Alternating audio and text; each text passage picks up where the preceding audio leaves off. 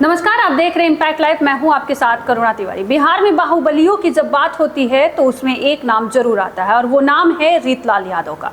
ये वही रीतलाल यादव है जो आरजेडी के बेहद ही दबंग, बाहुबली और रंगदार विधायक माने जाते हैं। ये वही रीतलाल यादव है जहां पर आरजेडी के सुप्रीमो लालू प्रसाद यादव के बेहद करीबी नेता माने जाते थे। और फिलहाल वर्तमान की अगर बात करें तो नेता प्रतिपक्ष तेजस्वी यादव के बेहद ही करीबी नेता है।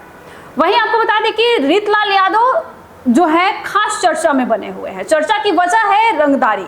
जैसा कि इनका अपना छवि बना हुआ है, वही छवि पर आज ये चर्चा में बने हुए हैं। बता दें कि ये कोथवा गांव के रहने वाले हैं और इनके ऊपर रंगदारी और वसूली करने को लेकर एफआईआर दर्ज कराया गया। दानापुर क्षेत्र में एक बिल्डर द्वारा नजदीकी थाना में जाकर एफआईआर दर्ज कराया गया। जैसा कि आपके स्क्रीन पर ये एफआईआर चल रहा है, जिसमें ये कुमार गौरव नाम है इनका और इन्होंने लिखा हुआ है, जिसमें सबसे बड़ा चीज है कि साफ तौर पे उन्होंने आरोप लगाया है अपने एफआईआर में कि यहाँ से मेरे ही यहाँ से आपको सारे मटेरियल खरीदने होंगे। ऐसे तो खबरों में हमेशा बना रहता था रीतलाल यादव के बारे में, लेकिन इस बार जो कुमार गौरव ने अपने एफआईआर में दर्ज कराया है, आप स्क्रीन पर देख सकते हैं, जिसमें लिखा हुआ है वर्ष 2023 में कोथवा थाना खगौल जिला पटना में एक प्रोजेक्ट जेनेक्स डेफोडिल्स के नाम से 18 कट्ठा जमीन पर भूमि पूजन कर प्रारंभ किया गया। इसमें कुल 38 फ्लैट बनने हैं। भूमि पूजन के लगभग एक सप्ताह बाद टिंकू यादव हमारे प्रोजेक्ट के मुंशी कुछ से आकर बोले कि यहाँ पर कंस्ट्रक्शन का काम करना है तो गिट्टी, बालू, ईंट वगैरह मटेरियल जितने भी हैं हमसे ही लेना होगा। इस बात की जानकारी उनकी मुंशी यानी कि कुछ ने मुझे दी। फिर उन्होंने मुझे कॉल किया और सीधे तौर पे मुझे धमकाया गया और बोला गया कि मैं पिंकू यादव बोल रहा हूं, मैं दानापुर विधायक रीतलाल यादव का भाई हूं, मटेरियल सप्लाई करता हूं। आप कंस्ट्रक्शन का काम करवा रहे हैं तो मटेरियल हमसे ही लेना होगा। इस पर मैं बोला कि जहां से मेरा बिजनेस का संबंध है और सही रेट पर सही माल मिलता है वहीं से क्यों नहीं लो। इस पर पिंकू यादव बोले कि आपको पता होना चाहिए कि यह आदेश विधायक जी का है कि कंस्ट्रक्शन मटेरियल मेरे से ही लेना होगा, नहीं तो किसी भी सूरत में कंस्ट्रक्शन नहीं करा पाइएगा। देखिए, रीतलाल यादव का जो भाई है, साफ तौर पे धमकाते हुए जो कुमार गौरव है उनको धमकाया गया है और साफ तौर पे ये भी कहा गया है कि मटेरियल जितने भी है आप मेरे यहाँ से खरीदिए, नहीं तो आपका कंस्ट्रक्शन का काम नहीं चलेगा। लेकिन इसी एफआईआर में आगे भी वो लिखते हैं और जिसमें लिखा हुआ है साफ तौर पे वो कहे हैं कि मुझे धमकाने के साथ साथ जान से मारने की भी धमकी दी गई है। कहीं ना कहीं रीतलाल यादव की जो छवि बनी हुई है, इस विधानसभा चुनाव को भी लेकर काफी खास चर्चा में राजद आ गई है। आपको बता दें कि वही बीजेपी बिहार विधानसभा चुनाव को देखते हुए आरजेडी को घेरते हुए नजर आई है। आपको आपके स्क्रीन पे तस्वीर चल रही होगी, जिसमें बीजेपी ने अपने एक्स यानी कि ट्विटर हैंडल से पोस्टर को पब्लिश किया है। लिखा हुआ है कि वांटेड, बिहार पुलिस को आरजेडी के इन 3 विधायकों की तलाश है, जिसमें एक रीतलाल यादव है, वहीं दूसरी फोटो शंभुनाथ यादव की है, वहीं मनोज यादव है। तीनों फोटो पर फरार लिखा हुआ है और बीजेपी ने यह भी लिखा है कि अगर आरजेडी के हाथ आई सत्ता इस बार तो न जाने क्या होगा बिहार का हाल। बीजेपी ने साफ तौर पर लिख दिया है, भ्रष्टाचारियों को सत्ता में लाना है या बिहार को सुरक्षित बनाना है, फैसला आपका है, सोचिएगा जरूर। अब कहीं ना कहीं रीतलाल यादव का जो ये फिलहाल उनके ऊपर जो केस चल रही है, आज उन्होंने सरेंडर कर दिया। सरेंडर के बाद वो बेऊर जेल में वो है और इसके साथ ही आपको बता दें कि अब जेडीयू ने भी इन्हें घेर लिया है। जेडीयू के प्रवक्ता हैं और साथ ही एमएलसी भी हैं नीरज कुमार, क्या कुछ कह रहे हैं रीतलाल यादव के बारे में, सुन लें। राष्ट्रीय जनता दल के अपराध के रत्न रीतलाल यादव, जो कानून के रीत के हिसाब से बेऊर जेल पहुंचे और आरोप लगा रहे हैं कि हमारी हत्या की साजिश।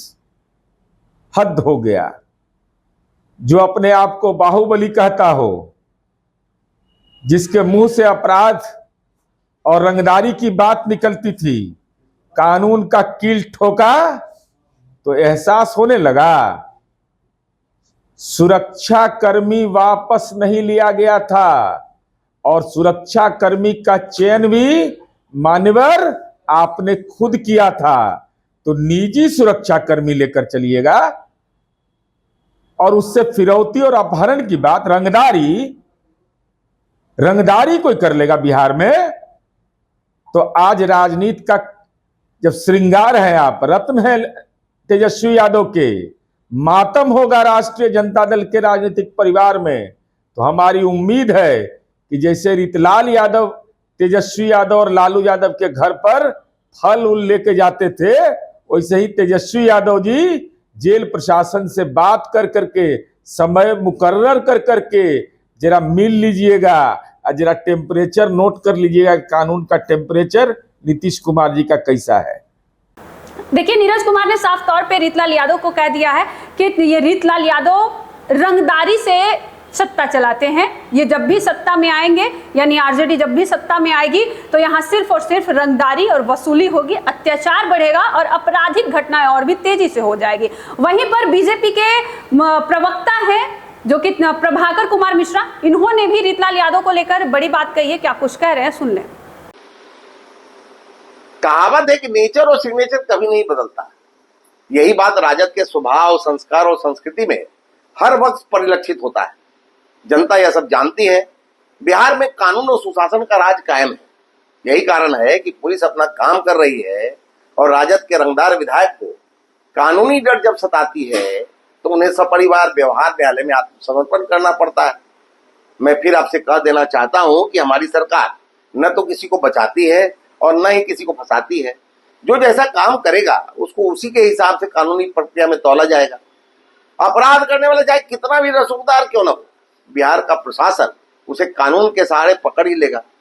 अब राजद के लोग यह भूल जाएं कि लाठी डंडा और गोली की सरकार रहेगी। यहाँ की जनता जागरूक हो चुकी है। अब कलम का समय, लाठी और डंडा बीते दिनों की बात हो गई है। तेजस्वी जी अब भी अपनी प्रक्रिया में सुधार लाएं, अन्यथा जनता आपको नेस्तनाबूद कर देगी। देखिए, बिहार विधानसभा को देखते हुए रीतलाल यादव का जेल जाना, फिर आरजेडी का बैठक होना, महागठबंधन का बैठक होना और उसमें सीएम के चेहरे को लेकर काफी जोरों पर चर्चा होना काफी ज्यादा सामंजस्य बैठा रही है और कहीं ना कहीं एक मुश्किल भी खड़ा कर रही है बिहार विधानसभा चुनाव में आरजेडी के लिए कि इस बार आरजेडी अगर चुनाव लड़ती है तो रीतलाल यादव के आपराधिक घटनाओं को लेकर फिर से जो बीजेपी है काफी ज्यादा एक्टिव हर सोशल मीडिया प्लेटफॉर्म पर हो गई है। रीतलाल यादव फिलहाल दानापुर में सरेंडर कर चुके हैं और वो बेऊर जेल में बंद है। 14 दिन के रिमांड पर है कि वो वहां पर उनसे पूछताछ की जाएगी और उनके ठिकानों पर 11 ठिकानों पर 17 अप्रैल को छापेमारी की गई थी, जिसमें पुलिस को उनके घर से कई सारी चीजें और कैश भी बरामद हुए थे। इस खबर पर आपका क्या कहना, अभी हमारे साथ साझा करें। देखते रहे इम्पैक्ट लाइव। धन्यवाद।